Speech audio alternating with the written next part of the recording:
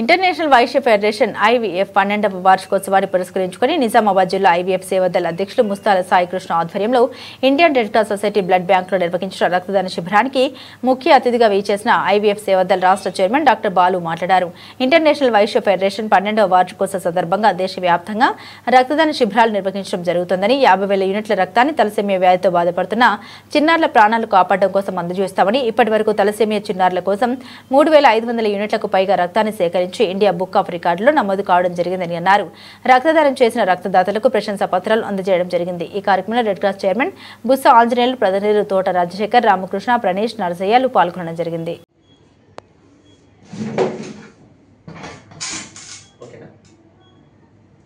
ఈరోజు నిజామాబాద్ సేవాదళ విభాగం ఆధ్వర్యంలో ఇంటర్నేషనల్ వైశ్య ఫెడరేషన్ 12వ వార్షికోత్సవాన్ని పురస్కరించుకొని దేశవ్యాప్తంగా 50,000 యూనిట్ల రక్తాన్ని సేకరించాలనే ఉద్దేశంతో ఐవీఎఫ్ జాతీయ అధ్యక్షులు అశోక్ అగర్వాల్ గారు, అదేవిధంగా సెంట్రల్ అడ్వైజరీ బోర్డు మెంబర్ గంజి రాజమౌళి గుప్తా గారు, ఐవీఎఫ్ జాతీయ వర్కింగ్ ప్రెసిడెంట్ తెలంగాణ రాష్ట్ర అధ్యక్షులు ఉప్పల శ్రీనివాస్ గుప్తా గారి సూచనల మేరకు తెలంగాణ రాష్ట్ర వ్యాప్తంగా జూన్ 14 నుండి జూలై 6 వరకు రక్తదాన శిబిరాలను నిర్వహించడం జరుగుతుంది.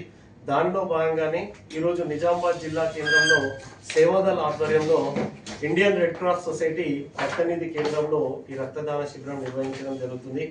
తలసేమియా వ్యాధి బాధితులకు 50,000 యూనిట్ల రక్తాన్ని దేశవ్యాప్తంగా సేకరించాలనే ఉద్దేశంతో నిర్వహిస్తున్నటువంటి రక్తదాన శిబిరాలు ఈ జూలై 6తో ఢిల్లీ ముఖ్యమంత్రి రేఖా గుప్తా గారి చివరిగా అక్కడ ఢిల్లీలో నిర్వహించడం జరుగుతుంది.